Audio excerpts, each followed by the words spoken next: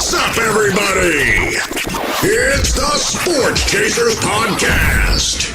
Coming to you live and direct with your host and your moderator, Kevin L. Warren, along with his fellow co-hosts, Dorian the D.A. Albreton, James the Angry One Warren, Mike Mills, Daryl D-Dub Warren, and Dan K, the Hockey Dude.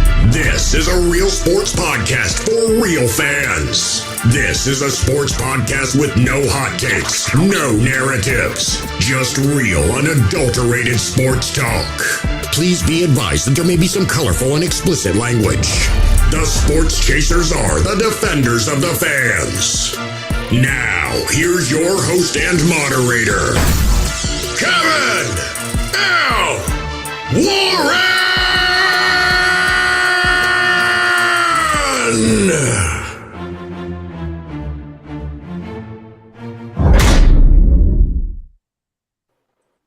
Yo, what's up, everybody? What's going on, everybody? It's another Thursday night for the Sports Chasers Podcast.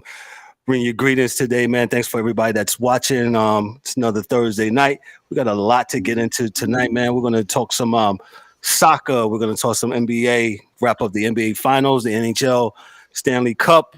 We're going to do all of that. Hey, but I'm Kevin O'Warren, your host and moderator, man. Hey, just before we start, make sure y'all like, click, and subscribe to the channel. You like what's going on with the Sports Chasers. Make sure you support us. Hey, up there in that left-hand corner, I think it's in your left-hand corner, also your screen. You want us to support us? Support us, excuse me. Hey, click that QR code up there and whatever, lead on your heart to donate to us so we can make this a better show than what it is and keep rising to the top. Please do so. We appreciate those that watching and listen to us also on the podcast. So with that said, I got all the little commercial things out the way. Let's meet the crew going from top to bottom on my screen. DA, what's up, DA? What's going on tonight? Hey, what's going on? I'm glad to be here. I'm ready to get it in, man. We got a guest, and I got to hear what he has to say because this is big to me. This is real big to me right here. Yes, thank you, DA. D-Dub, what's up, brother? How are you, man? Good. Welcome. Thursday night, get it in. Sports Chasers Podcast. Good to see Jay. I think I missed him the first time around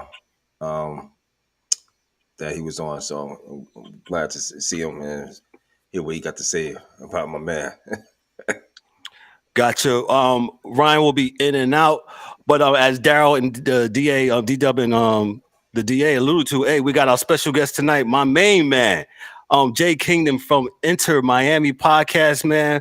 I should have had some applause, but I'll have them, Jay, before you get on out of here, man. But me and Jay came onto the show before. We talked some soccer. We talked some InterMiami football. We also talked some MLS and worldwide soccer. Me and Jay actually hung out at InterMiami versus Dallas about a month and a half ago, man. We had fun. Still rocking the gear. They didn't win that night, but hey, the Sports Chasers welcome Jay again. Jay, what's up, brother? What's going on, man? How are you, man? I'm doing well. Good to be back, man. I'm just, I'm excited that you guys allow me to come back again. I wasn't sure if, cut me off after that first one. Nah, man. We had such a good time with you, bro. We appreciate you, man. Come and bring in the knowledge and all the stuff for soccer, man. But the big elephant in the room, and I'm going to set it up for you, man. Lionel Messi. Yes, yep. The famous, the infamous, I'm not the soccer aficionado, but I'm gonna let you take over. InterMiami now has his rights. Go ahead and take it away. What's going on with that?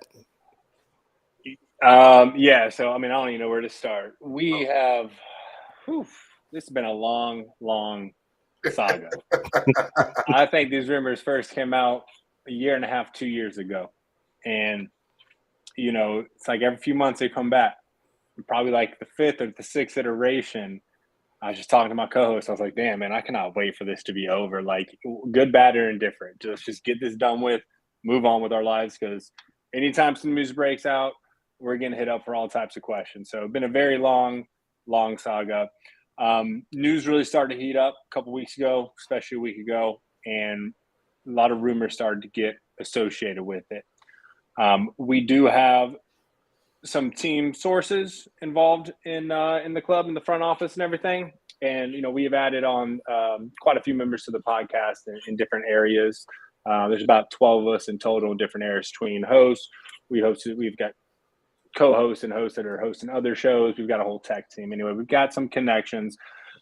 It was released to us that the deal was all but done, that basically Messi had agreed that he wanted to come to Miami to spend, about 2.5 years, what it was reported. Now, I just want to clarify this off the top, is this deal is not done yet. It still is being worked out, but I'd be very shocked if anything fell through. This seems about as certain as it comes. We got this news. The whole world set on fire. If I'm not mistaken, that was last Wednesday. It's been an absolute whirlwind since then. Maybe it was last Tuesday. It's been crazy. This is we're still waiting on the confirmed details of the whole structure of the deal. It's expected to be anywhere from 25 to 50 million a year, right around there. But what's most important about this is, how did we compete with the Saudi League offering 750 million? Well, this is a win-win-win-win situation. Everybody is involved. Everybody is winning. The MLS is a single entity organization. And what that means is essentially every team is contributing to Messi's salary at some level. Outside of InterMiami getting the best of all time, right? I mean, I kind of grew up my life more of a Cristiano Ronaldo kind of in his camp in terms of who's the GOAT. But I'll tell you what, after this last week, I've conformed. I'm a Messi's the GOAT guy now. But outside of something that's going to completely revolutionize his team,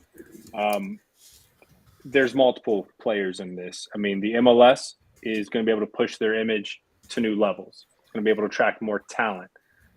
I'm sure everyone's probably heard the rumors about ticket pricing and everything like that. So every single club who had to contribute money to this will be recouping quite a bit of money, because some of those tickets that were $30 are now $400, and everyone's going to sell out to come see Messi.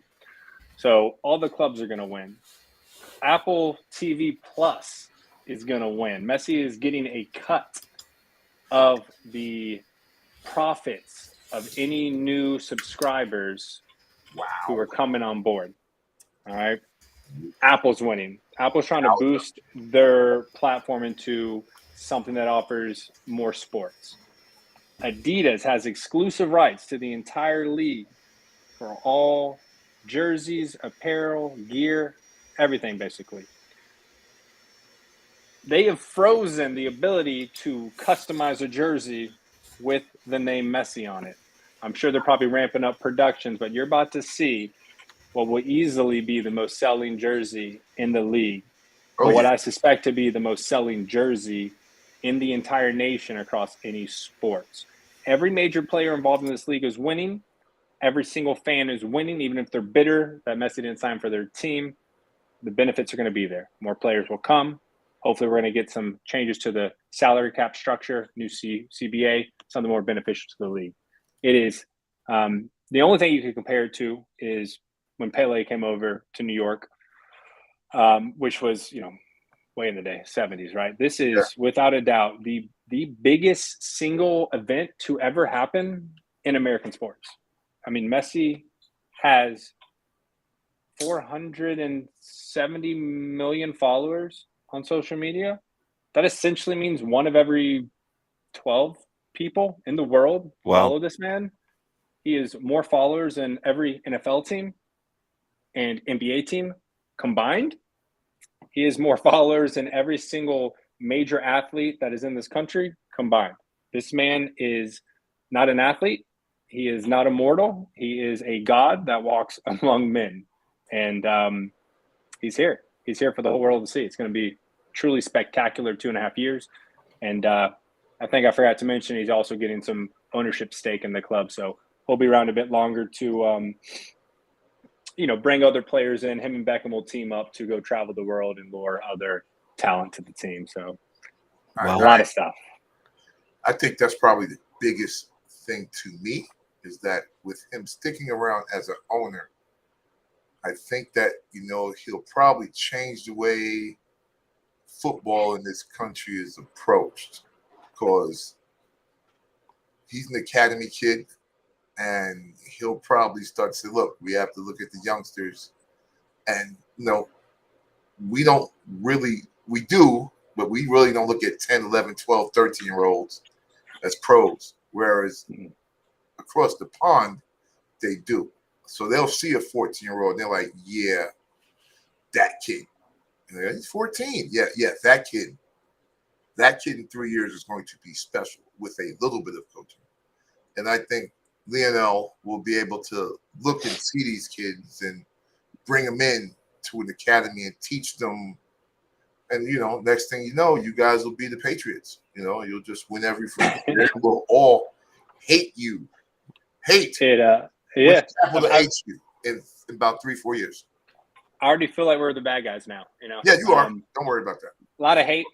I've gotten some voice messages from some individuals who I assume are speaking Arabic. I don't know what they're saying. They sound a little angry. Do not like it. Yeah, but that's for me, and I didn't really touch on that. I was talking about the league, the entity, the teams, right? And of course, corporations involved. For me, this is massive because one of the reasons that we started this podcast was just to try and inspire the youth, because obviously soccer has been lagging behind, the big three sports in America. Messi being here is going to inspire so many of these young boys and girls to try out the sport, to fall in love with it. If anyone's watched Messi play, he doesn't have to score to just completely wow you. It is some of the most beautiful football, soccer you'll ever see. And I think there will be a direct effect. Now, how do we measure this? It will be very difficult, but I think there will be a direct effect between young kids seeing Messi play, being here in the league, going to watch him play with dad or mom, and then them chasing that dream and becoming a pro soccer player. It's a different sport, man. We discussed this last time, but in Europe, even, Africa, Asia, really all over the world outside of the United States, soccer is the biggest sport. And these kids are playing from a very young age. They're in academies. If you're really good, you're not going to college, right? You're signed into a team when you're 14, 15, 16. It's different here, but I think we're going to see more of that culture shift once he's here. So that's something that's very, very important to me. And, it's funny you said that. And Jay, he'll be like a bigger Steph Curry because Lionel's not a big guy, right? So when you look at it, you say, oh, man, he's a little guy. He's not a big guy. And he dominates games. Mm-hmm. Things like that help, with kids because you want to see something that looks like you. It's like, 5 foot something. He's not, he's not a 6 foot guy, 6'4" guy that plays in the Bundesliga. He's a smaller guy, but he always finds some space, and he always gets a shot. So, and he moves. He's going to continue to move around the whole, pitch the entire time. He put on a show last night. I mean, his agility. He's 35. He's about to turn 36. He'll probably be 36 before he ever plays his first game with InterMiami. His ability is still there. I mean, he can turn, cut on a dime. Soccer is one of those sports where the shorter people, I would kind of argue, have an advantage. There are some studies around smaller feet shaping, or I guess pairing with the curvature of a ball more for a more pure hit. So he is very small, right? He's not going to be the guy who's going up there and dunking in headers or anything like that. But what he can bring to the team outside of his scoring ability, because his stats are ridiculous. He's won every trophy. He's won, the Golden Boot more times than anyone can count. I think it's up to 7.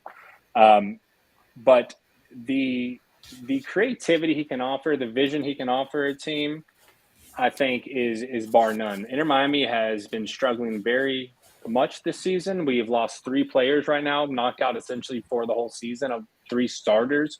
So right now we're playing a bunch of academy guys. We have 4 that started last game, and the combined age was literally like 78 or 79 between four kids. So I think there's going to be a massive impact as well, because while the results for InterMiami, the first team have not been good, the academy has been thriving, absolutely thriving. They're easily a top 5 academy in the league.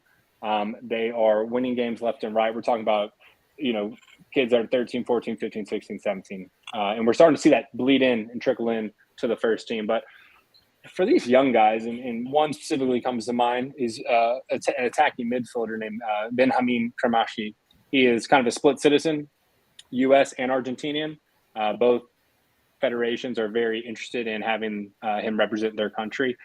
But, he gets to play with an idol. You got people, it doesn't matter if you're a young kid on that team and you get to train with Messi, who's teaching you, maybe some stuff that you weren't aware of or how to improve your game or some extra skill moves. You got people that are, grown men, 34 plus years old who are acting like little children because they're going to have the opportunity to play with Messi and run around with Messi and share a pitch. They playing with God, Jay. They playing with God. Yeah.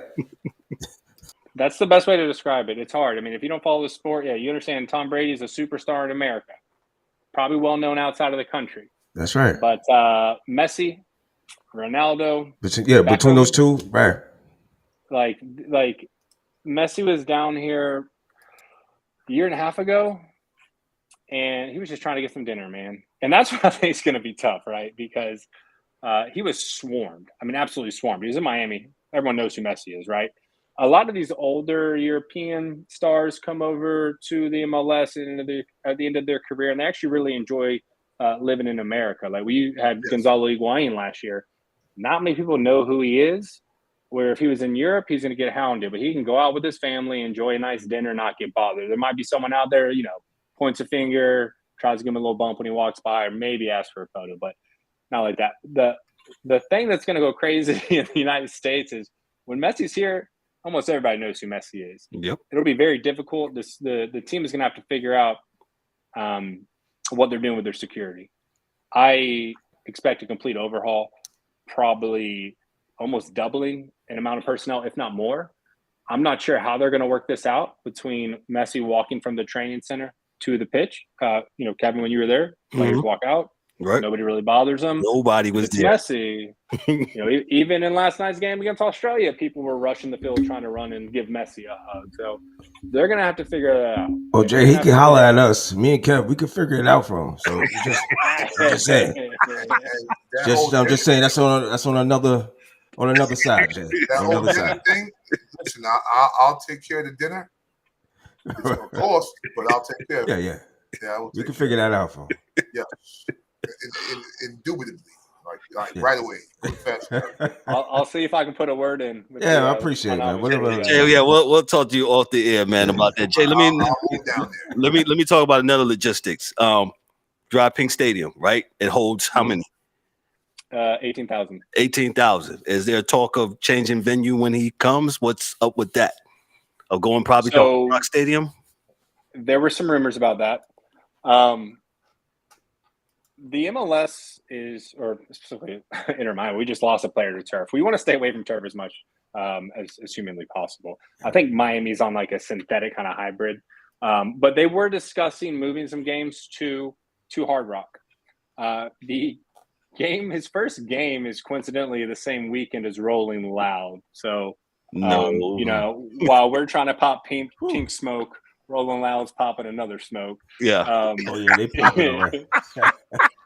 Right. Popping another smoke. Yeah. But they might move some games. Honestly, it sounds like they're swaying back the other way. So, like Kevin, as you know, anyone that's been to the stadium, it's not bowled out, right? It's 4 stands. It's east-west, grand, like large stands, north-south stands. North stands are where the supporters sit. They're going to be working. I was wondering why they honestly didn't do this during the COVID delay, right? Off for like 5 months or whatever. Why they didn't do it then, but they are talking about bowling out the stadium now. So filling those corner sections in to increase seating capacity by like 3,000 to 4,000, somewhere around there. They will be housing more, but still, I mean, you talk about 21, 22. I think that's larger than the Heat and Panthers arenas, but that's not enough for Messi. That's not enough, man. No. Only you. It is intimate, right? It is small. It's intimate. You're up close. The problem is, though, is like tickets are going to be astronomically high. $7,000 a seat. Yeah.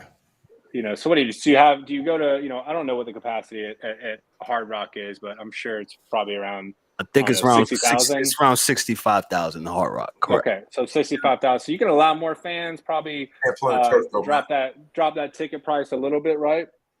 But that's the logistics they're going to have to figure out, because this is can't going play football on to turf, man. Yeah, no, it's in. We were just talking about this on our last podcast, because it's weird, because I grew up my whole life playing American football on turf. College is on turf, pros is on turf, and they're fine. You see injuries. You'll see an occasional non-contact injury, but for the amount of time they play and practice on a turf, American footballers are fine. I feel like it's something going from, I think there's 4 teams, maybe 3 or 4 teams that use turf in the MLS. I just think there's something going from full grass to turf. New England and Atlanta is one of them, right? 2 of them, right? Yeah, New England, Atlanta. I want to say Charlotte as well. And Charlotte, because they just installed their synthetic turf last year because Temple want to get the money. The game itself it's a lot of shifting back and forth, left foot to right foot, and that is where folks ACLs get popped, and these things happen if the turf grabs. That's why you don't play soccer. That's why overseas they don't do it. And they could. They don't do it though, because it's that back and forth. You're back and forth for 90 freaking minutes. You think you're on the attack, and then you're not. You got to stop. You got to go. Right. Yeah. So it's hard, and you don't want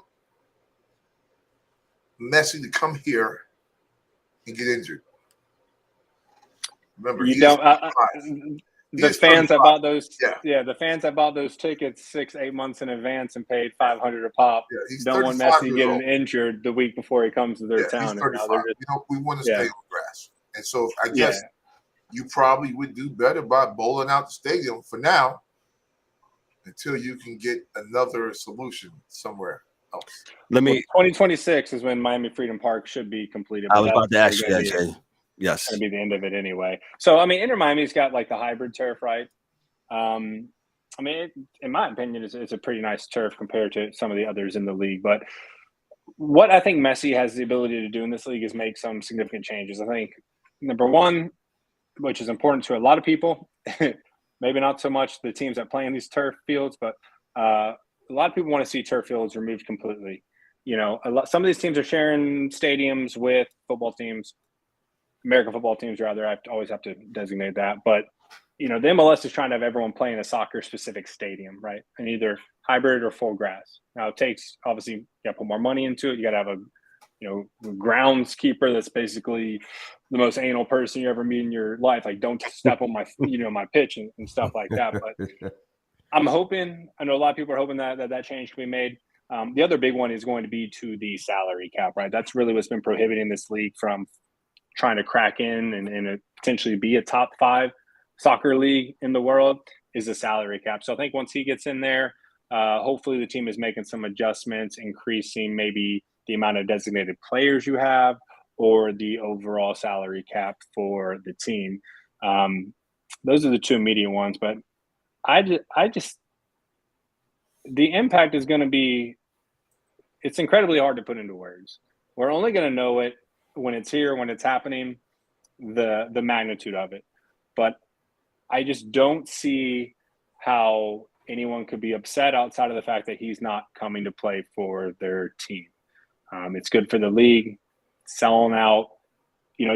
There's already Atlanta, Charlotte have already confirmed that they're going to open the upper bowls in the Mercedes-Benz and Bank of America field, right? Right. Because usually they keep those closed off. It's just that lower bowl. They're already going to open that up for more fans. How is that bad? Bruce Arena was getting pressed Miami's under these sanctions. Why do you think why is it okay that the league helps them out and gets Messi? And it's not like the league's helping us to get Messi. Messi already has property and business interests in Miami. He wants to live in Miami. He doesn't want to go to Columbus. Okay. No shade to the crew or anything like that. But you can't lose when the league is growing that much, when more eyes are coming into the league, when more eyes are going to be watching this sport, and you're going to start to see it, the views tick up and tick up and tick up, and maybe one day overtake I think we're already probably neck and neck with MLB, but there's a legit shot. I don't know if it'll overtake NFL or NBA, but it can be a serious competitor. And with that many fans going to the games, those teams are making more money. More fans are getting that experience. I mean, it's gonna be a whirlwind, man. Everyone gets to see them. More so if you're on the East Coast, right? Because we're in the Eastern Conference, but there's always some of that inter-conference play going on. But you got 2.5 years. Make a trip. Come see them. I highly recommend you get to see Messi one time before you die. It's like going to see, I don't know, maybe like Elton John or, Black Sabbath, whatever, on those farewell tours, whatever music you're into, like go see it one time. That way you can say you did it, spend that time with your kids, have that memory forever. Well, I'm putting my bid in to hang out with you when he comes here the first game because I ain't going to Rolling Loud. So yeah, we're a little too old for that, I think. Yeah. I don't know if my knees can take another music festival at this point. So, man, go ahead, DA. First of all, it's not quantifiable what it's going to mean to this league, right? So exactly. I think it's like a 10-year thing with this one. So where you start to see players, and then it'll be like the U.S. team is better. Things like that you'll start to see incrementally because you'll have, maybe some of the best athletes in the country actually playing soccer rather than playing basketball or football or track or whatever it is because of this. Because that's what it is in the rest of the world, right? Is that it's the best athletes in those countries playing the sport. And that's what we need to have here. And I think when you see one of the best athletes in the world playing the sport, now you can see what it looks like, right? So, like, the reason why there are so many guys that try to imitate Michael Jordan was because there was a Michael Jordan to imitate. He was here. You can see him. You can get your eyes on him and figure out this move and do that and do this and do the other thing and try to pick that up. It's really, YouTube is big. For real, but you actually seeing it, your pops taking you to to the pitch to actually watch him play, or your mom or whoever, it's gonna change some kid's life, and they're like, "Oh shit, this is what it's change the course." It can literally change the course. Yeah, this is what a star really looks like. Because, like I said, folks don't understand if you don't watch football, like globally, that stars here are nowhere near as big as the stars overseas. Like dudes like Drogba, who retired, are still bigger than dudes here. Like that's just facts, And it's when crazy. they see him, they're gonna see Lionel and be like, "Wow, this is what a star really looks like." Because people watch him and cry. That's you're exactly right. They will be in tears. See athletes in America, like you don't see that here. Like you see Cristiano Ronaldo, people will be in the stands crying, watching them. It's like, what the hell did he just do? He only scored a goal from the left wing. They're demigods. They really are. They're like pharaohs. I think it's going to be non-quantifiable in my. No, it'll be tough. And I'm here for it. So. And I if agree. you need dinner and you need my $5 to make the deal happen, I will send the $5 in. Kev, just give him the $5. That's all we need. That's gonna get it over the top. Yeah, that's what I thought. But no one wanted to say it out loud, so I got you. Yeah. I got you. But I agree, man. You give me LeBron James or Anthony Davis in their prime in net. Ooh, man. I don't know who's able to score on that. Like you get the best athletes out there. CJ2K in his prime. Put him as a forward. Chris Paul, midfielder, pulling the strings. Like there's the possibilities of what it could be, and you just got to convert one little boy or girl at a time. That's all you got to do. Maybe they say, hey, you know what? I saw Messi. I want to play soccer instead of baseball, or I want to play soccer instead of American football, and that's all it takes to change it. It's a butterfly effect. It's a slow process, but this is massive, and not to mention the other players that will be coming into this league, like Messi went to that league, David Beckham went to that league, David Villa, Didier Drogba, Frank Lampard. Well, Jay, it's like the Tiger effect too. Tiger was that quintessential that guy that pretty much changed the was game. wondering. That's what I was thinking about when DA was talking. Because when I was young, my dad took me to the PGA Championship when it came to Louisville, and I remember following Tiger as he's walking, from shot to shot, and like it was like the Red Sea, but collapsing behind, like it was wild, and that all it takes is that one polarizing figure. I think, man, when you have, and since the internet's big, and my son was in it and all the rest of that, so you'll get your first 4, 5-star athlete that plays a lot of, because most good athletes play a lot of sports. And when someone says, yo, he could go play football at, Miami, or he could go play baseball at Colorado, got scholarships, but yo, he went to InterMiami straight out of high school. That's when it's like, oh shit, it's on. That's when it's real, but chose. Like, it has to be a choice. And when they choose it, and that athlete is, other athletes in other sports know that dude is nice at the other sport. Yo, he actually was the best pitcher in Texas, or he was actually the best this here, but he chose this. Whoa, because that internet, man, I'm telling you, man, that's just the way that thing goes, man. It's like recruit. Everybody went to Louisville when Louisville was winning, right? Same thing here. It was nice. But that's so these, and I think D, I think you and I discussed this on the last podcast. Actually, is the impact Messi has needs to get the salary cap up, because again, a lot of our top athletes are coming out of not the greatest places in the country to live, and would you rather go get max salary cap, a little over $600,000 for an MLS team, or you can go to the NBA or the NFL and make millions? So that salary cap's got to change, and then that process will really start to roll. It's going to happen. Gotcha. Lord willing. Gotcha. Jay, before you get out of here, where can your podcast be found, man? You can find our podcast wherever you find your podcast. We're there. Check us out on Twitter. It's at InterMIA Podcast, and on Instagram at InterMiami Podcast. And stay with us. It's going to be a wild, wild ride. Messi effect is real. Team's followers went from like 1 million to like 7 million, probably going to skyrocket beyond that. Our following's been blessed with the Messi effect as well. So we're going to cover all of this. We're going to have some fun with it. We got 2.5 years of just absolute mayhem. And I think everyone down in Miami is just feeling incredibly grateful right now. RIP to the Heat and the Panthers, but things are jiving right now down here in South Florida. It's going to be a good few years down here sports-wise all across the board. No doubt, ladies and gentlemen. He is Jay Kington of the InterMiami Podcast. There you go. See, I told you I had it. There it is. I'm there. Listen, like I said, he's Jay Kington of the InterMiami Podcast. Make sure y'all tune into his podcast with his cohorts as they talk InterMiami MLS soccer. Jay, thank you so much, my brother.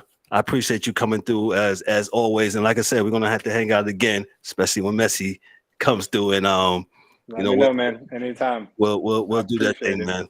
Appreciate you, man. He's Jay Kington, everybody. Thank you, Jay. Appreciate you, bro. Enjoy, be good, man. fellas. Have a good night. Thanks, man. Thank you for coming, bro. Yeah.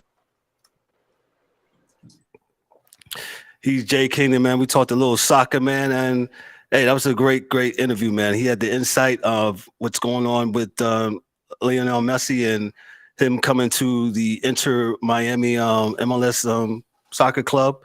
And hey, that was a good 30 minutes we had with Jay, man. And like I said, on the Sports Chasers, hey, we cover every sport, man, as you can see, man. So let me dive into hockey. I'm your hockey guy tonight. Dan cannot be with us tonight, but I'm your hockey guy. Let's go into hockey real quick. Dan did leave me some notes because that's what Dan does. The Vegas Golden Knights, they were crowned the Stanley Cup champions on Tuesday night.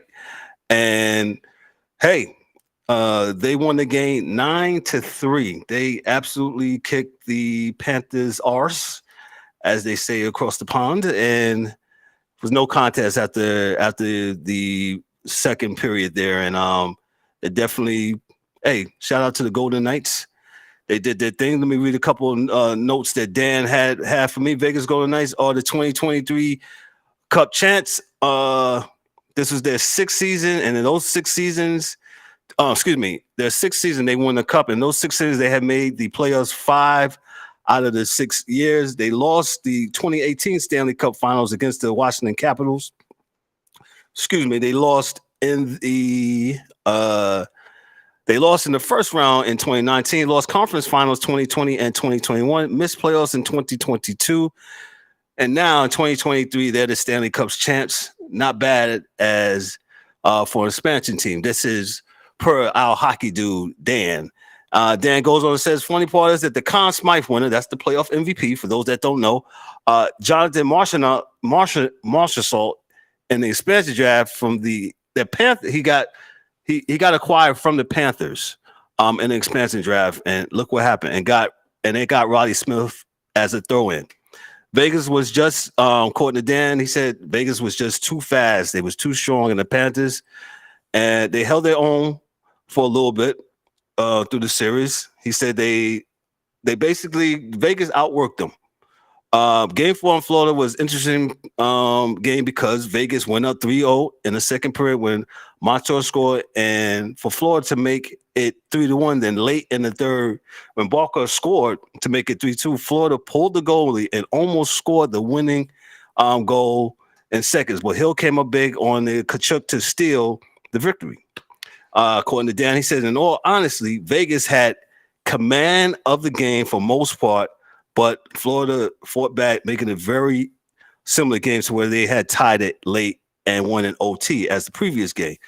Vegas had a huge advantage in block shots. That's huge in hockey. You see a lot of the guys, they'll get down on the ground and give up their body and to block those shots, which are really hard if you ever played hockey.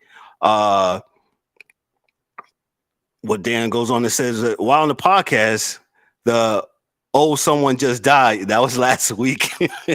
That was the shot.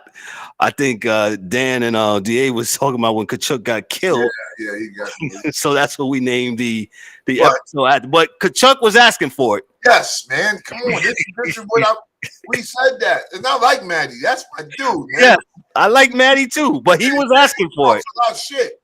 He put his glove in your face, but he got wasted. The reality is that the Florida Panthers just got out toughed. Like, they could not shake this team, period. Nope. They tried to hit things that weren't there at times, and then they hit things and got hit back. So the reality is that, they just got out toughed, and it happens. And maybe they got to make some moves for next season. That's all. I'm not mad. Nothing about that. Let me go on with Dan's notes. Hold on 1 second here. It's fine back here. I'm sorry about that.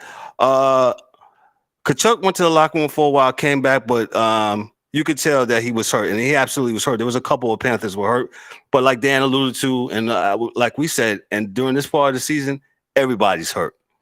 So it is what it is. It turns out that he did. Tkachuk had a broken sternum, I believe, and according to Dan, it says he believed it was from that hit, which was a huge for the game, as Tkachuk did not play because of the injury. Side note, and this is from Dan. Dan says, "Hey, you Florida fans, hey Florida," and he says it in big capital letters. "Hey Florida, I know you haven't been to the finals since 1996, but learn to act as hockey fans." And I quote, he says, "The bullshit of their fans throwing bottles and beers, etc., on the ice is a fucking embarrassing for your team." That is per our hockey dude. And I'm pretty sure if he was on tonight, he would put it in his vernacular, in his words, but that he told me to make sure I read that verbatim. And I did. So be proud of me, Dan. Game 5 was, let's just say it was a beatdown by Vegas. Florida, without Tkachuk, went down 2-0. Hold on a second. I'm sorry about that. Went down 2-0. Went down 2-0 at the first period. It was not looking good for them. Aaron Ekblad scored early in the second with a wrist shot from the point to make it 2-1, and it was looking like we may have a game now. But Vegas blew the roof off the building after they went to score 4 unanswered goals. And in the last 11 minutes of the second period, the dagger being the Amadio goal with 1.2 seconds left in the period, giving Vegas a 6-1 lead. The third Vegas, I scored Florida 3-2. And for a 9-3 win, and clinching the cup. Vegas Marks Stone scored a hat trick in the game with an empty netter late in the third. All things considered, Florida just snuck into playoffs with Pittsburgh's inability to beat two of the worst in the league. Dan is still going to berate that. Florida had a great run throughout the playoffs, being three of the top teams in the East, but couldn't seem to get their game against the top team from the West. Vegas was just too deep of a team. So this is Dan signing off for hockey. Not like Dan's going anywhere, but Dan says, so hockey is done for the moment until the draft and free agent starts. So it's going to be a summer waiting for October. And then he says, P.S. Mike Mills, my Bucks took 2 or 3 from the Pirates. We haven't gotten to baseball yet, but we'll get to baseball here in a little bit. D-Dub, are you with us, sir? I'm sorry. I know you're having some issues over it. You good? I don't know. You sound better. Okay, yes, you sound better, bro. You sound better. Your thoughts on the Stanley Cup? I know you said the same thing about the Heat as you did the Panthers. Hey, man, it was over, man. It was nice for Florida. Florida was cute. They handled the Eastern Conference. I'll say that. And they got to the West, and the best was out in the West. So, and they got their asses handed to them. So, it was pretty much they stole the game, gentleman sweep. Yes. And Las Vegas is they're good, man. It's an up and coming. They got the hockey. Again, kudos to hockey for getting an expansion team right in about 6. What is it? 6 years? 6 years and 2 years actually. I mean, they was already in playoffs 2 years in. That's amazing, man, because it doesn't happen. As you look at the Denver Nuggets, 46 years before they won their first, and these guys coming in. I mean, it's pretty awesome with that. The Vegas Knights is they're tough, man, tough team, and we'll see. Everybody, it starts all over again, so they'll enjoy it. They'll enjoy their little, the trophy parading around, and like Dan said, free agency and the draft and everything comes around. So, they'll start it all over again. But kudos to shout outs to the Golden Knights. That whole thing is like it's such a production.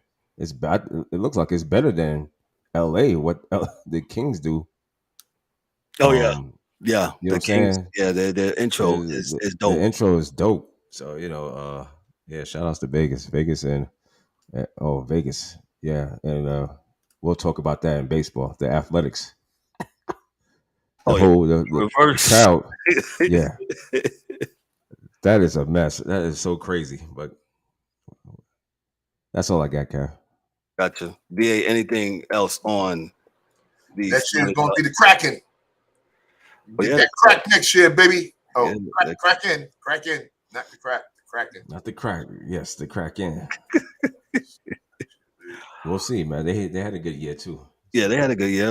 Denver outlasted them, but excuse me, Colorado. But no, I'm sorry, they didn't lose. I'll catch them. It wasn't Colorado, but no.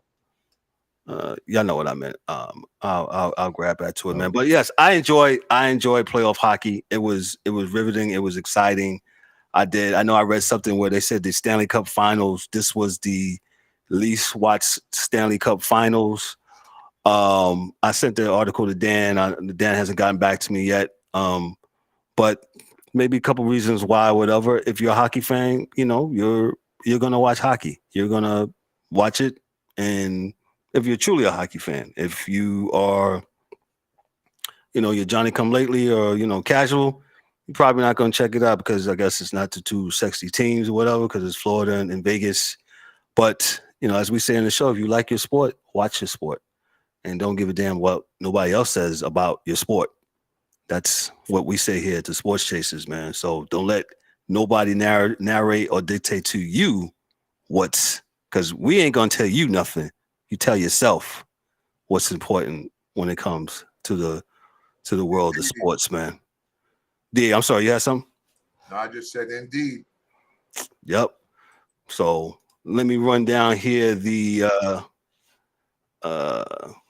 the Major League. We're going to go on to Major League Baseball, the power rankings here. Major League. This is according, of course, to CBS Sports. CBS Sports also powers our website. When you click on sportschaserspodcast.net at the very top, you'll see sports scores and sports news scrolling at the top. That is courtesy of CBS Sports. So shout out to CBS Sports. Check out our website. We got blogs. Also got our podcast from former podcasts on there. Every podcast we did, it's on our website. Check us out, sportschaserspodcast.net. Also, if you need to email us, holler at us. Email us at info@sportschaserspodcast.net. I'll throw it on the screen here in a little bit. All that, we're on all social media, TikTok, Instagram, Facebook. Just search Sports Chasers Podcast and send us a message. Tell us what we like. Tell us what you don't like. Tell us what we can improve. We're open to all those things. So let me get to the MLB Power Rankings by CBS. The Rays, the Tampa Bay Rays, are 50-22. The Texas Rangers, they're 42-25. Let me get back to the Rays real quick. The Rays are 9 up on the Yankees. Let's think about that. And the Yankees are 9 over 500. So I'll get to the Yankees in a minute. That's the Braves. The Rays continue to do their thing. The Texas Rangers are 42-25. The Atlanta Braves, the aforementioned Atlanta Braves, they're 42-26. The Baltimore Orioles, they continue to play really good baseball, man. They're 43-25. Somehow they got Aaron Hicks to be hitting the ball, DA. I don't know how they got that going, but yeah, they got Aaron Hicks to be hitting the ball. My Yankees, they're down from last week on one spot from 5 to 6. They're 39-30. Hey, the Subway Series took place this last 2 days. I don't know, DA, if you saw that. When was the last time you saw a steal home? IKF, he stole home on the pitcher, man. Listen, the Mets pitcher, I forgot his name. It escapes me at this moment. He was in the windup, and the catcher stood up. Yeah, and told him, come on! Throw the ball! If you're a baseball fan. I'm in my windup. Nope, in my windup. Oh, man. So, I mean, a straight stealer home. When was the last time you saw a straight stealer home? Because that was a straight stealer home. He was just walking like, I'm out. I was like, boy, this is real Bugs Bunny-like. Real Bugs Bunny. Oh, man. Yeah, well, hey, listen, I love seeing it because that's part of baseball. So that's dope to me. Like I like to see that because that's what you do. That's part of it. So I don't have any problem with watching that because that is part of the game, and we don't have guys doing that anymore and taking those type of risks, and managers that let them do it. So it's cool. I'm really cool with seeing it happen. I was really shocked, and I was really maybe smile. So Listen, I was totally ecstatic with that. I said, man, base running is back in baseball again. Hey, why not, bro? D-Dub, we was talking about D-Dub trying to work out his technical issues. We was talking about the straight steal of home last night from IKF of the Yankees on the Mets and how the Mets pitcher was in the windup. The catcher, Alvarez, was yelling and screaming, "Hey, throw the ball!" Yeah, I don't know what he was. Yeah. I don't know how in this age of baseball that you're able to steal home base. Oh, well, dude was in the windup for 15 hours. Like, come on, dude. He was in the windup for like 8 days. So, I'm like, okay, homie, like, what did you expect to happen? What did you expect? Well, then again, coaching needs to be like, yo, you need to get out of that windup.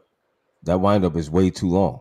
This is not 60, 50, where you just hold that, that windup.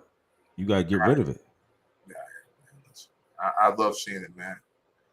I laughed so hard to myself. I really, really tickled myself. So yes, I was very happy about that. So it's really part of baseball that's been missing. So I guess we're not going to get back to a Ricky Henderson time, but we're going to have a point in time where guys are stealing bases again, and it's part of the game. It's part of strategy, because stealing bases is really, really important, and it actually throws the pitching off of the other team. There's so many other things that happens just from an individual stealing a base during the game. The threat of someone stealing a base means that you're taking concentration off the plate and off the batter. So that's kind of like where I'm looking at it. Like this is good. This is good. We're going backwards to some stuff, man. And I know Jay is probably right where MLS may overtake baseball, but if baseball has more base running and stealing of bases and so forth and so on, then maybe baseball can maybe make a resurgence with fans. I mean, it may be too late, but really not much I can do about that, man. So I don't know where Kevin went, but But what I wanted to do, because I know Kevin asked me, man, about my Padres, right? I'm here, DA. Go ahead. Oh, okay. Go ahead, bro. Go ahead. No, you're good. So we got the Astros, we got the Marlins, number 10, the Angels, number 11, Red Sox 12, Brewers 13, Padres number 14, Phillies number 15, Pirates number 16. Yep, Pirates number 16, and the number 17 team is DA's Padres. Go ahead, DA. I've asked the guys to talk about some of the teams and DA what they're doing and why they're doing. And Padres at 33 and 34, up 2 spots from last week. DA, take it away. We're trying to do some things here, right? But okay. First and foremost, before I jump off the ledge, right? So we're only 6 games back of last year. I think last year, at the same time, we were 39 to 25.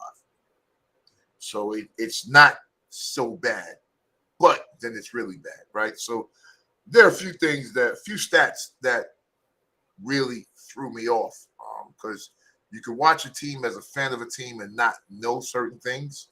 Like we don't have any hitters batting over 300, I don't think, on the team. That's Tatis, Soto, nobody. And we paid a lot of money for nobody over 300. So that's pretty hard, right? Mike Waka, 7-2. I think Yu Darvish is 5-4 or something like that. And Joe Musgrave is 4-2. So pitching is not horrible, but we're not really deep. At this time of year, you need more than just 3 arms, and they're not pitching full games anymore. So our middle relief, No, we're not. has been really letting us down, right? So over the course of the season, we've had like 14 blown leads that we've given up, and we've given like 5 walk-offs. We've given up 5 runs 10 times this year, 4 runs 15 times this year, 10 runs 1 time this year, 11 runs twice this year, and 8 runs twice this year. That means without doing any math, our ERAs are in the fucking toilet. I think we're like 4. We start at 4 and go up, right? So we're letting everybody hit, and we're not hitting enough. It's not that we can't hit and we don't hit. We don't hit enough to overtake our pitching. So you have to hit better than you pitch, or you have to pitch better than you hit.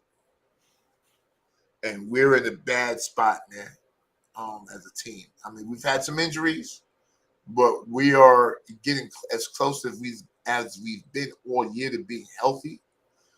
So hopefully we can make a run towards the All-Star break. And then, once the All-Star break happens, which is only a week, it's not like they go on break or something like, right. COVID and shit like that. But maybe when they get back, we can do some things. But the reality is that the teams like, San Francisco scores runs and they beat the shit out of us all the time. Dodgers, same thing. So we're playing against teams that score a lot of runs and score a lot of runs on us as a team. So it's going to be hard with those teams ahead of us, especially like this week. I think they have San Francisco, Dodgers, and then like Atlanta. all three squads, they beat the shit out of us. So hopefully, if we have a good week, that means there'll be a turn. That means we're turning it around and making it happen. So we're not scared. We're gonna keep playing and do what we do. We just have to, get better games, not as far as wins, but as far as ERA. Because remember, you got no non-decisions, right? So you got a lot of games that are non-decisions, and but with that being said, we have to be able to cut down the ERAs, man, to under 4, maybe 3, for our 3 big dogs at the top of the rotation, which would be, Walker, Yu Darvish, and Musgrave. Snell's back, so that may change as well. So with Snell coming back, that may also, because he was hurt, that may also be a sign of good fortune for us as far as pitching is concerned, because he was a great pitcher at one point in time. So that's my Padres in a nutshell. Anything else, Kevin? Any more questions, comments? I'm used to saying that shit at work, so that's what I say after that. No, man. Let me just round it out here, man. The Padres, like I said, they're number 17. The Guardians, my dad's Guardians, they're number 18 at 31 and 36. San Francisco Giants are 36 and 32. The Cincinnati Reds, 34 and 35, up 2 spots from last week. We'll talk about the Mets. Say it again. So you got some bats out there. Yeah. Them 2 fools they got out there, boy, hit the ball 10 miles. So there. You talking about Cincinnati? Yes, sir. Yeah. De La Cruz, who hit one to Kentucky last week on a walk-off. Yeah, and homegrown. I forget the guy. Yeah. He's dope too. Yeah. They like to see the youth. So. Yeah, definitely. So you also you got the Mets, Cubs. We'll talk about the Mets next week. White Sox, Cardinals, Nationals, Tigers, Rockies, Athletics, and the Royals are in last place. The Royals have only won 18 games. They're 18 and 50. Royals just won the World Series about 8 years ago, man. So go figure. Hey, real quick, and we're gonna probably have a standalone show with this. Yo, the people in Oakland that showed up to do the reverse. Big up to them, man. Big up to them, because they're saying it ain't us, it's the owner with the nonsense. So that's yeah. So y'all gonna stop it. So shout out to them, man. So and I don't think it's fair that it was even depicted as if it was like the whole city of Oakland that was bad. Like, that's just stupid. Like, I don't understand why that would even be a thing. Like, come on, man. It's not a city that's bad. The stadium was bad. The stadium's been bad for years. You've been saying that for years. Yeah, and the city shouldn't have to pay for a new one. No, billionaire owner, you pay for it. You want it to happen. Yeah. You get the stadium. We talked about this before. We like I said, we're actually gonna do an ownership show here in a little bit that you guys will be able to hear. So that's it for Major League Baseball. That's the power rankings this week. Let me bring on they leaving Vegas here. Here we come, D-Dub in the comments right now. We're gonna move. I got a special guest via the telephone. Hey, you guys will have the opportunity. Those out there. You will have the opportunity to call into this very show. We're gonna attempt to do something right now. Hopefully, everything is working. Everything is working. Oh, I hear some static, so I know Welly well in the background. I know we're there. Brother Wells, can you hear me? That's probably me, guys. I'm on audio. That's okay. Ryan. Okay, that's Ryan. Okay, Brother Wells, can you hear me? I don't know if you can hear me. Yes, sir, I can hear you. Oh, you can hear me over there. Okay, hold on. Like I said, I can't hear me over there. We'll keep talking as we work this out here. Ryan, you said you're with us? I'm here, brother. I'm here. Oh, okay. Ryan's here, but he's here doing the audio here, and we'll have Wells here. Ryan, yes, sir. He's here with us. Ryan, take it away with the NBA. What's going on with the NBA? All right, well, the NBA, it closed out on Monday night. Denver beat Miami in the series 4-1. And it was Miami just getting there. Did a great job getting there, but Denver was too tough. Miami wasn't hitting their shots, their threes, and that was the only chance they had to win was by them hitting some shots. So the three ball kind of failed them in this series, whereas in the Milwaukee series, Knicks series, Celtics series, all the so-called undrafted role players were hitting shots. Jimmy was hitting shots. Jimmy was above average in this series. And Bam played good in the finals, but all credit due to Denver. Denver pulled it out. The Joker was amazing. I don't even think he had a bad game. Even in game 4 when he was in foul trouble, he just finds a way to impact the game without scoring, and that's a sign of a great player. It's a sign of a champion, which he is, and Finals MVP, and kudos to him. But yeah, and Denver got contributions every night from somebody else. Like game 4, Aaron Gordon balled out. Game 3, the rookie Brown balled out. Right. So so it was a total team effort by Denver. So hey, tip your cap to them, man. They had a great season, number 1 seed in the Western Conference, and they're only going to get better. I don't even think Joker's hit 30 yet. Jamal Murray, this was his season, his second season. But after you have an ACL tear, it takes you a year just to get right, and it takes you a year to get back to yourself. So he's going to be better next year. Michael Porter, with him being a champion now, is going to be better. Because now your confidence is just going to skyrocket.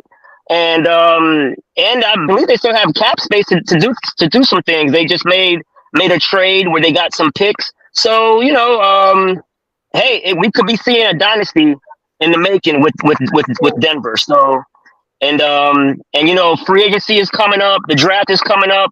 Miami is linked to Bradley Beal. They're linked to Damian Lillard.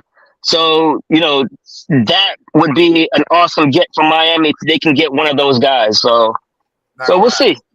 Not gonna happen. What's not gonna happen? Damian Lillard's not going to Miami, and neither is Bradley Beal. So I mean, you gotta have. I tell you what, you gotta have something to give up, man. That one of them fools on TV says some mess about some trade picks and Tyler Hero. I was like, are you out your goddamn mind? But here's the roll sandwich. Right, but you can't do that. Right. That's what happened. No, but here's the thing. Here's the thing, though, right? If Dame Lillard goes to them and say, "Hey, I want to go to Miami," yes, with all the stuff that he's did for that franchise, they will do right by him and send him to Miami. But that's not going to put Miami over the top. If they get Damian Lillard, no, it's not, man. I mean, they just got to they just been to the finals the last 2 out of 4 years, and they're missing a scorer. But Dame don't play no defense, and he shoots a lot. Listen, man, listen. Miami has a defensive. They have a defensive identity already. They needed somebody who can make a shot. Oh yeah, well he's gonna make a lot of shots. He's gonna take all of them. And that's what Miami needed. They needed someone who can make a shot, who can create their own shot. Jimmy is not a till Jimmy Butler start that shit, and Damian Lillard walk the fuck up out the gym. No. That's what's gonna happen. No. Not like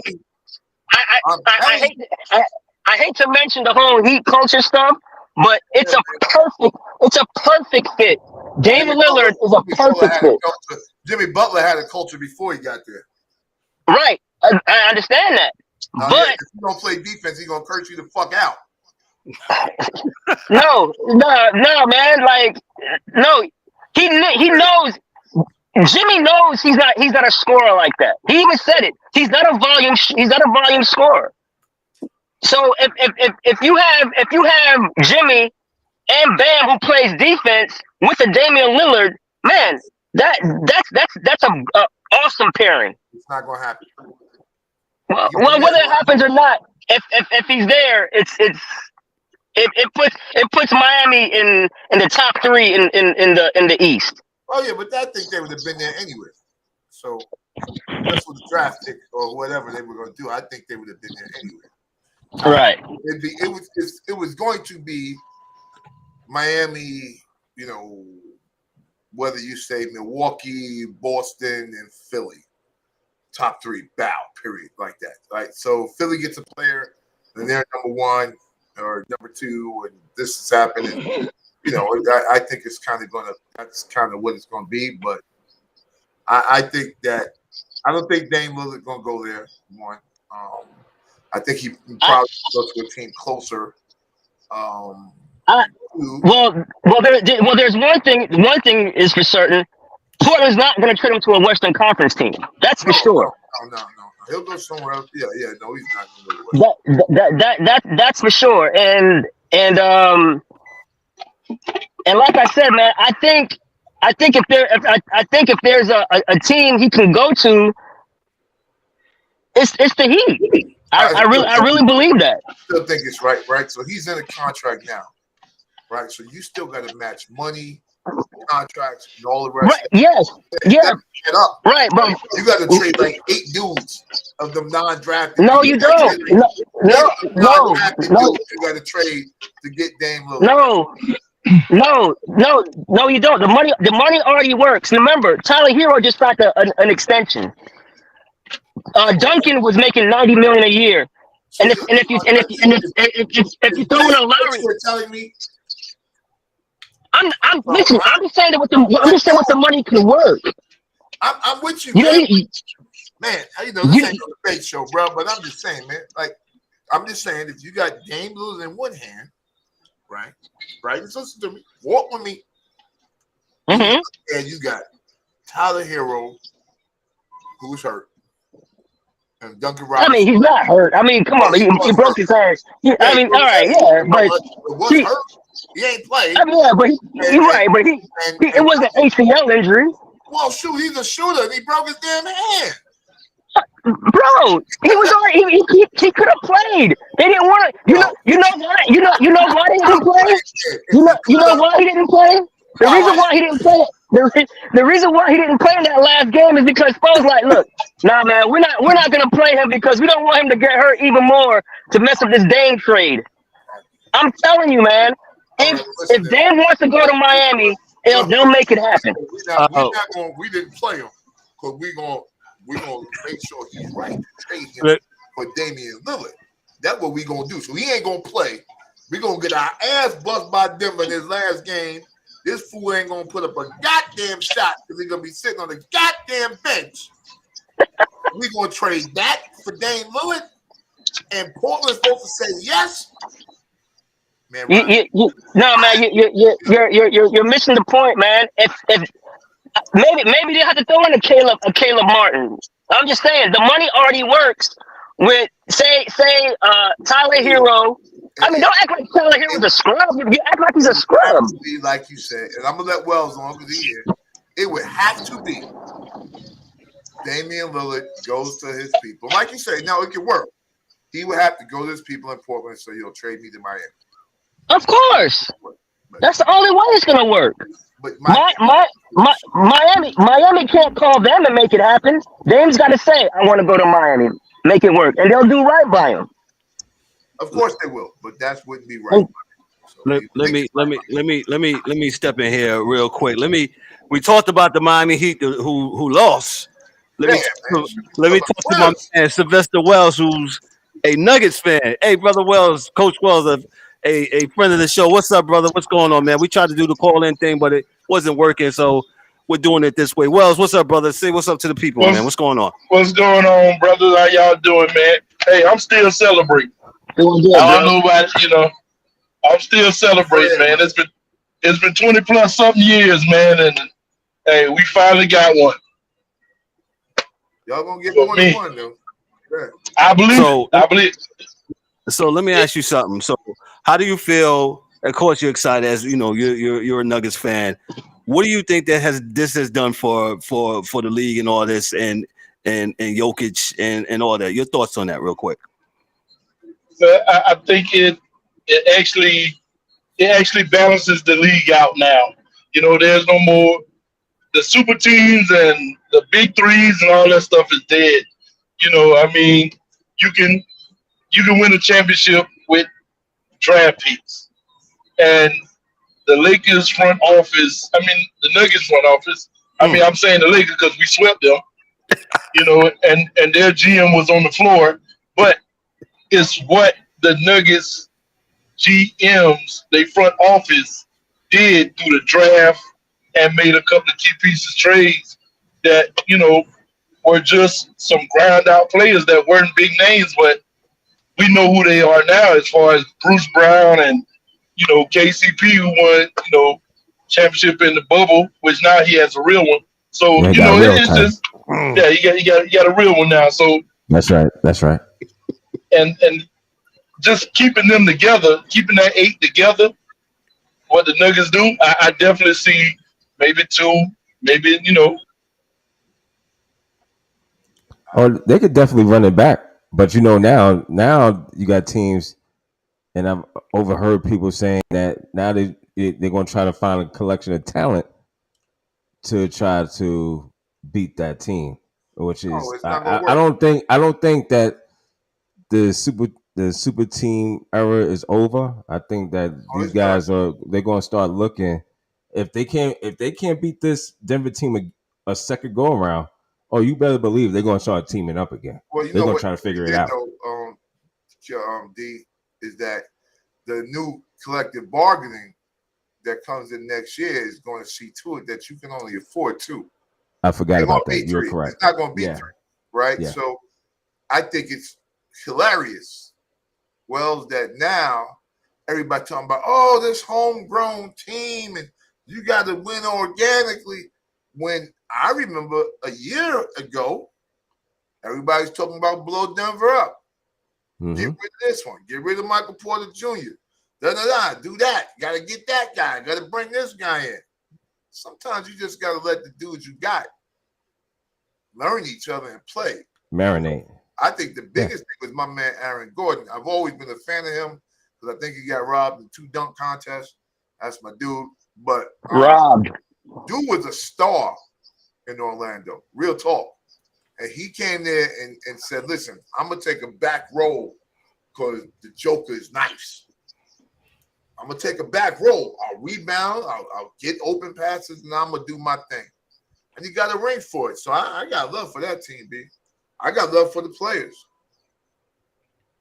Right. And to your comment about the collective bargaining agreement, you'll be able to sign max players. You won't be able to sign 2 super max players and have another max. Yeah. So you can have you'll be able to sign 3 guys who get the max, but not super max.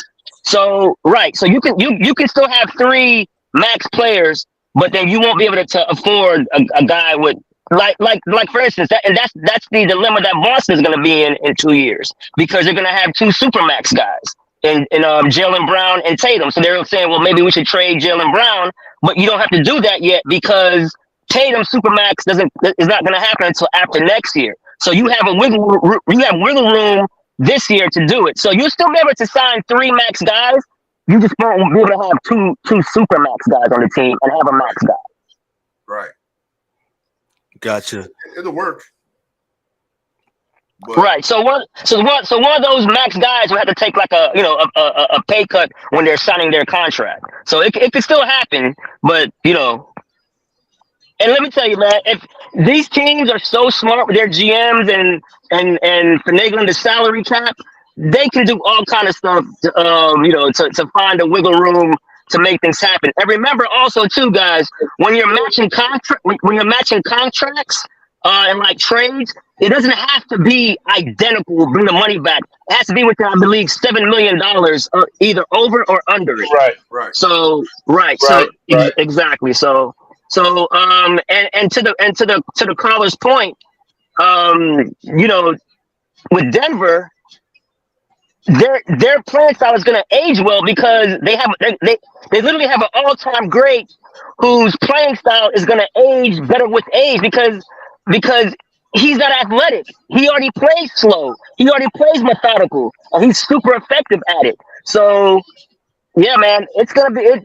And you got to think they're going to get another piece somewhere. So, yeah, I mean, and their piece, what they need is a rim protector.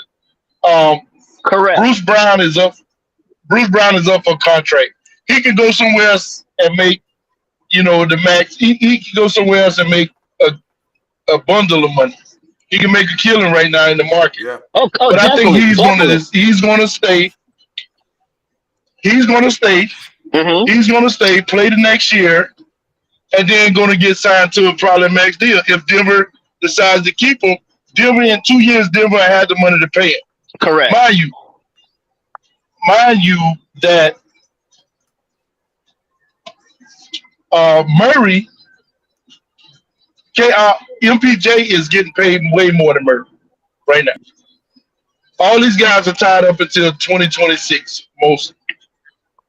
You got Joker. So you have Joker. So you have 2 years exactly. You have 2 years to figure it out. Yeah, and I think, you know, if they run it back next year or the year after, then you're right. They're going to find another piece. But right now, Wells, you there with us? We lost Wells.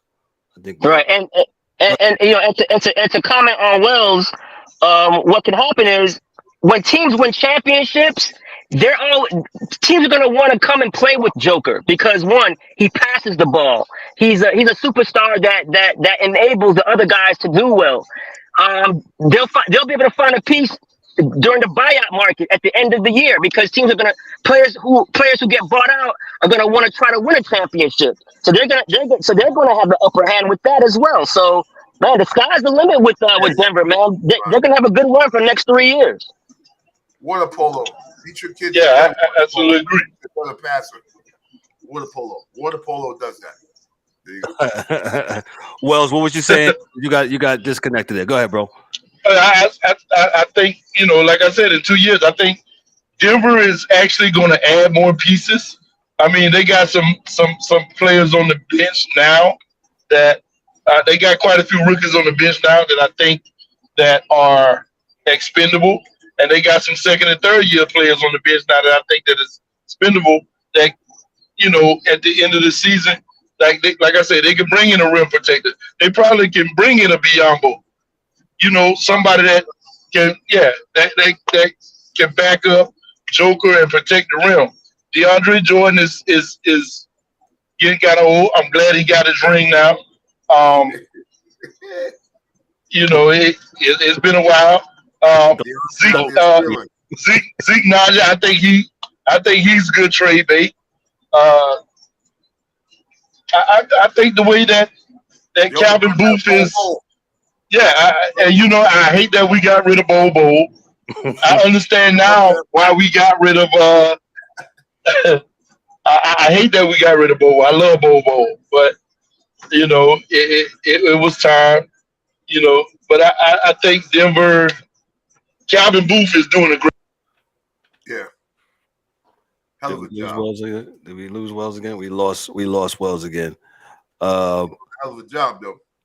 Yeah, definitely. The NBA. Great call. Yeah, man. That's Coach Wells. Coach Wells, can you hear us? He's still not there with us. This has been a really good NBA season. Shout out to my main man. And when I asked him, he didn't hesitate. And anytime I call upon Ryan D'Souza, my main man, my brother. Got you, brother. I appreciate you so much, man, for coming through and coming on and you know, talking basketball, man. What you like? I mean, you love all sports, but I believe basketball is the same thing. You can come This back my on baseball. basketball's my thing, and I taught baseball too. But remember, guys, the draft is gonna be Thursday. Next Thursday. Draft is Thursday. Then we have free agency, and we can't forget the ladies, man. WNBA is here, so I'll come on and talk some hoops with y'all with the WNBA as well. Yes, we'll wait on that. Yeah, I'm good with that. We got that, man. We're getting Wells, are you back with us? Are you there? Yeah, I'm here. Can you hear me? Yeah, I can hear you now, bro. I can hear you. Okay, yeah, I'm here, man. Before we get out of here, because we're going to get out here in a second. Your thoughts, just about. So you've been living it up and all that stuff. What do you think about Joker being, just? Well, I think DA answered this question, but for you as a Nuggets fan, and do you like how the front office how they did things and how they put? Go ahead. I this team. Thanks to my New York Knicks, this is the reason why this team won. Yeah. And you know what I'm saying? The draft picks that we got from the Knicks, I think the Nuggets actually scouted the players that they have now very well. Like you say, Joker was drafted doing a Taco Bell commercial. You have Murray, you have MPJ. Then you bring in Gordon. I think they did. Honestly, if you ask me, I think the Nuggets got the best hustle player out of the entire draft when they draft Christian Braun. I mean, people may, say this, that, and the third, but hey, the kid is a winner. He's won at every level.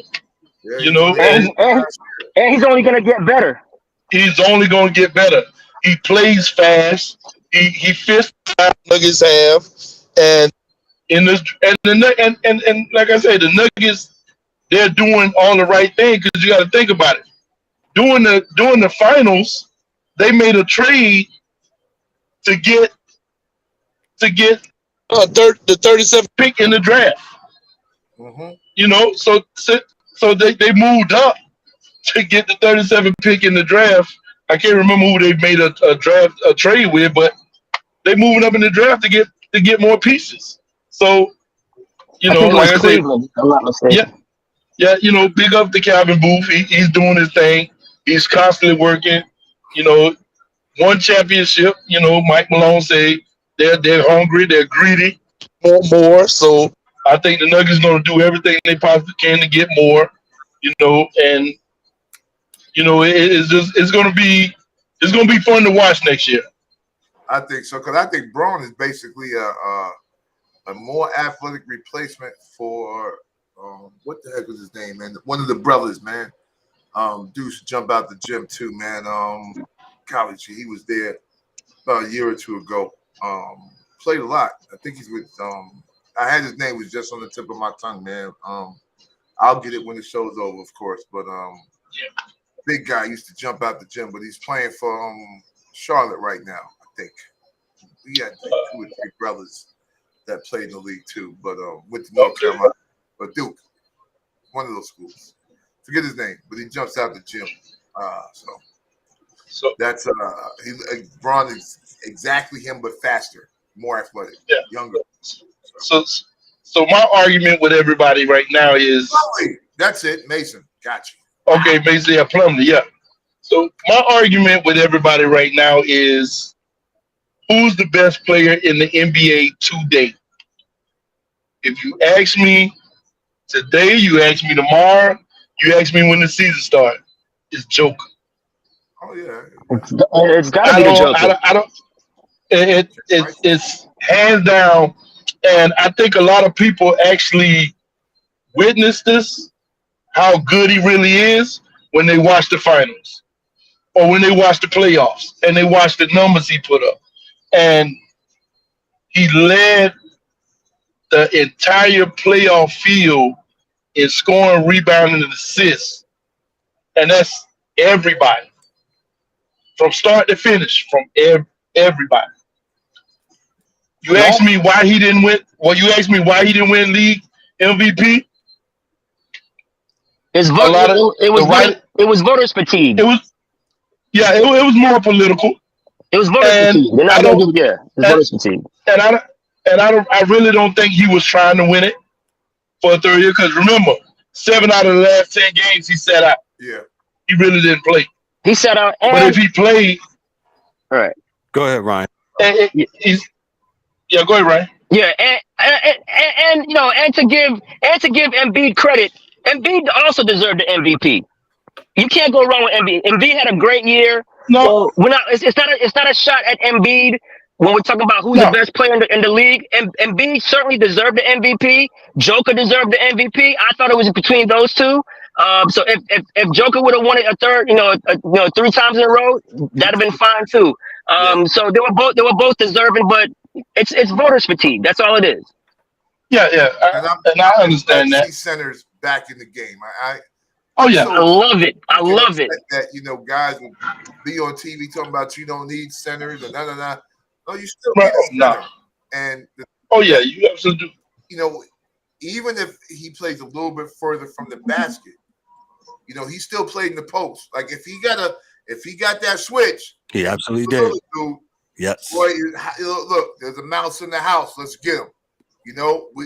It's as Shaq says, barbecue chicken every time. Like it wasn't sometimes. Oh yeah. If you're smart with him, he's going to take you to the post. He's a exactly. That's all. People jump up and down, but I'm like, damn, a dude is dumb today that when you see a smart player, you guys are jumping out your socks when you see a dude that just does things smart. Small guy, facility. He controls the game. He controls the game. And that's the difference, right? Like you said, he can play on the perimeter, but when they need a basket, when things get stagnant, they put his behind right down in that paint, and he gets it done. I watched them do it. Like I see LeBron hit a 3, bam. You know what they do? They go right back down to him. Gotcha. Bow. Catch it over his shoulder. Dip back the other way. Spin. Layup. Let's go. Other way. Right. It's basically ISO. The low post game is basically ISO. You're just ISOing on the low post and not ISOing on the perimeter. So when people say the isolation game, all right, you know what I'm saying? Like Harden, like Luka, they have good isolation games. Kyrie, they isolate on the perimeter. A post up is basically an isolation. You dump it down to him and you let him work on the post. And he is the ultimate. If I need a basket, you dump it down to him. He's Shaq in the post. He's Akeem in the post. Yeah. He can out physical you because he's big. You know what I'm saying? He's Kevin McHale in the post. He has a nice touch. He has a footwork like Akeem in the post as far as getting to his spot and not getting pushed off. It's slower, but it's effective. Oh yeah. They're smarter because instead of passing the ball, I think game 2, they went to dribble handoffs. Instead of giving the ball to Murray on the screen in the pass, they just passed it. They just gave it to him. Like, Joker would turn around and hand him the ball. Exactly. For Miami to steal it.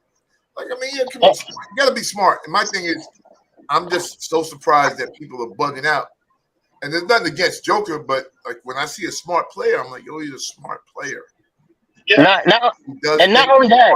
And I don't know why people are like jumping out of their skin. It's probably because other players are so stupid. I'll let Ryan get in, and then we're going to get on that. Right, Ryan. And not only that, probably the most impressive thing about the Joker's game and his offensive game, and when we're talking about his offensive game, he still needs to work on the defensive end of the floor as well.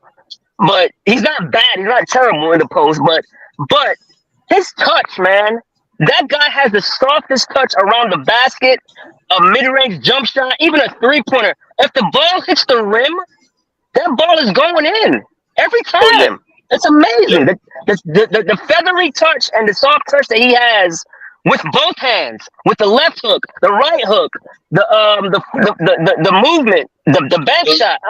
He has it all. Yeah. The scoop, exactly. He's Kareem Abdul-Jabbar, man. Yeah, but the thing about it, if you watch the playoffs and you watch the Nuggets,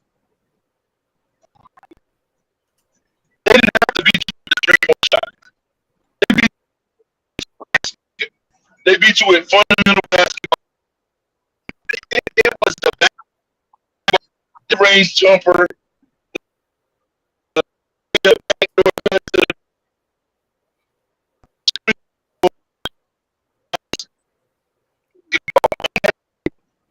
Oh, Wells, we got a bad connection. They had more every team that they played against. They shared the ball. Easy baskets beat hard. And You had teams out there. The Lakers shot more threes than I expected the Lakers to shoot, and they lost. And they can't shoot. Yeah, they can't Yeah, shoot. and you can't shoot. Let me say this before we go our partner shots. Thank you, Wells, bro. Hold on before we get on out of here. I'll say this, and we're gonna get on out of here. It was, to me, I agree with all you guys. It was really a treasure to watch. As Wells said, fundamental basketball. A lot of people were complaining about the finals. I don't call them real basketball fans. Those are casual fans. They always want to see hoorah, rah, rah, and that's fine. But if you're a true NBA fan, as I stated earlier on the show, if you're an NHL fan, hockey fan, if you're a basketball fan, and if it's your sport, don't let nobody dictate to you what you like and what they're gonna tell you what you're gonna watch. Don't let them do that, man. Hey, deprogram your mind, man. Watch what you want to watch. The NBA Finals, I enjoyed it. I enjoyed fundamental basketball and the ball moving in and out the post, as the guy said today, man. So, kudos to the NBA. Some of y'all probably got a letter from Adam Silver this morning. We'll talk about that. I know D-Dub wanted to talk about that, but D-Dub's having some technical difficulties. These are in the comments, man. But, yo, man, we had a very good spirited show tonight, man. Appreciate everybody for coming through. Our special guest of the show, Jay Kington from InterMiami Podcast. He came and talked some soccer with us. We had some baseball talk. We had some hockey talk. Dan couldn't be with us, but Dan sent me his notes and stuff like that. Make sure you click, and subscribe to the channel. Also, we are everywhere that you can hear your podcast, all major podcast platforms. Check us out. Football season's come upon us. Hey, check us out on Mondays as we did the fourth and short going on Monday mornings. As soon as football gets here, we'll be starting that again. It was a pleasure tonight, man. I enjoy doing this stuff, man. And like I said, the goal is to do this every day, for sure, for real. Let's go to my partner shots. I'll start with the DA. DA, what you got for us, bro? Everybody, be cool. Don't be a fool. Don't drop out of school. Peace. That's the DA for you. Ryan, our NBA Yes, contributor. sir. Let me just set this up for again, man. Many thanks to my brother. Like I said, when I call upon him, Ryan said, yo, I got you, man. And he came through and talked hoops all the time. Like I said, Ryan's our NBA guy, and he's going to be here after the draft. And when the WNBA, he's going to come back and talk some more with us about draft, man. Go ahead, Ryan. What's your part shots, brother? Man, partner shots again, guys. Thank you for having me, man. Thank you. I couldn't be on video with y'all tonight, but yeah, we had to give you my 2 cents on the finals. And like you said, man, the draft is on Thursday, a week from today. And then we have free agency. Then we have WNBA coming up, man. Thank you for the platform, guys. I really appreciate you guys. You guys have a good night. That's Ryan D'Souza, our NBA contributor, our main man. Sylvester Wells, man, Coach Wells, man, he came in. We was trying to do a little something with the call in, didn't work in. So we connected this way. Wells, whenever I call upon him, he always calls. Before I give him his part shots, Wells, you got a new podcast coming out. What's the name of it, and when can we look for it? Hey, yep, new podcast coming out. Simply making plays, pretty much surrounding. It's going to cater.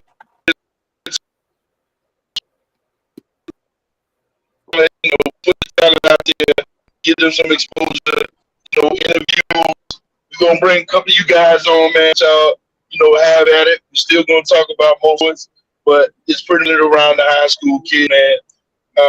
There's a lot of talent out there. It's being hidden or it's being overlooked, but we're here to try to shine the light on these guys, man.